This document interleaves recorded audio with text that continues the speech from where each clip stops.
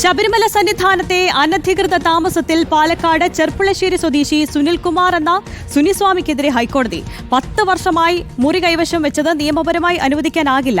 ശ്രീകോവിലിന് മുന്നിൽ ദർശനത്തിന് പ്രത്യേക പരിഗണന നൽകുന്നതും അവസാനിപ്പിക്കണം. സുനിസ്വാമിയുടെ ദർശനം വെർച്വൽ ക്യൂ മുഖേന ആകണമെന്ന നിർദ്ദേശം. ദേവസ്വം പോലീസും ഇക്കാര്യം ഉറപ്പാക്കണമെന്നും കോടതിയുടെ ഉത്തരവ്. ശ്യാം ദേവരാജ് ഉണ്ട് വിശദാംശങ്ങളുമായി. ശ്യാമ, അനധികൃതമായ താമസം പാടില്ല എന്നത് തന്നെയാണ്. എന്തൊക്കെ നിർദ്ദേശങ്ങളാണ് ഇപ്പോൾ ഹൈക്കോടതി നൽകിയിരിക്കുന്നത്?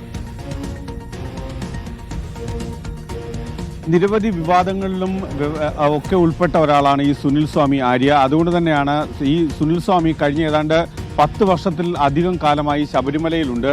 ഒരേ റൂമാണ് ഉപയോഗിക്കുന്നത്. സഹ്യാദ്രി എന്ന കെട്ടിടത്തിലെ 401 നമ്പർ റൂമാണ് അവിടെ ഉപയോഗിക്കുന്നത്. അതൊരു ഡോണർ ഹൗസാണ്. ഇവിടെ സീസൺ കാലത്ത് പരമാവധി 5 ദിവസം സൗജന്യമായും 10 ദിവസം വാടക നൽകിയുമാണ് ഉപയോഗിക്കാൻ കഴിയുക. പക്ഷേ സുനിൽ സ്വാമി എന്ന ഈ വിവാദ ദലാൽ അങ്ങനെയുള്ള ഒരാൾ കഴിഞ്ഞ ഒരു ദശാബ്ദത്തിലധികം കാലമായി സ്ഥിരമായി അവിടെ താമസിക്കുന്നുണ്ട്.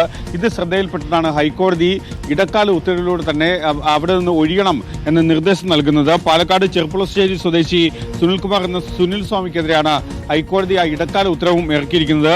10 വർഷമായി റൂം കൈവശം വെച്ചത് നിയമപരമായി അനുവദിക്കാനാകില്ല എന്നാണ് ഡിവിഷൻ ബെഞ്ച് വ്യക്തമാക്കുന്നത്. ശ്രീകോവിലിന് മുന്നിൽ ദർശനത്തിന് പ്രത്യേക പരിഗണന നൽകുന്നത് അവസാനിപ്പിക്കണം എന്ന കാര്യവും കൂടി ഹൈക്കോടതിയുടെ ഡിവിഷൻ ബെഞ്ച് വ്യക്തമാക്കുകയും ചെയ്തു. കാരണം ഒരു മണ്ഡലകാലം ആരംഭിക്കുന്നതിന് അവിടെ സോപാനം തുറക്കുന്ന സമയം മുതൽ അവിടെ ദർശനത്തിന് ഉണ്ടാകും ഈ സുനിൽ സ്വാമി. അതുകൊണ്ട് തന്നെയാണ് അക്കാര്യം അനുവദിക്കരുത്, പ്രത്യേക പരിഗണന നൽകുന്നത് അനുവദിക്കരുത് എന്ന കാര്യവും കൂടി ഹൈക്കോടതി വ്യക്തമാക്കുന്നത്. അനുവദനീയമായ രീതിയിലല്ലാതെ മുറി ഉപയോഗിക്കാൻ പാടില്ല എന്നും ഹൈക്കോടതി ഡിവിഷൻ ബെഞ്ച് ഉത്തരവിലൂടെ വ്യക്തമാക്കുന്നുണ്ട്. സുനിൽ സ്വാമിയുടെ ദർശനം വെർച്വൽ ക്യൂ മുഖേനയാകണം എന്നാണ് മറ്റൊരു നിർദ്ദേശം. ദേവസ്വവും പോലീസും കാര്യം ഉറപ്പുവരുത്തണമെന്ന് ഹൈക്കോടതിയുടെ ഡിവിഷൻ ബെഞ്ച് വ്യക്തമാക്കിയിട്ടുണ്ട്. നിർദ്ദേശം തന്നെയാണ് സുനിൽ സ്വാമിയുടെ കാര്യത്തിൽ ഇപ്പോൾ ഹൈക്കോടതി പറഞ്ഞിരിക്കുന്നത്. ശ്യാം ദേവരാജാണ് അതുമായി ബന്ധപ്പെട്ട വിവരങ്ങൾ നൽകിയത്.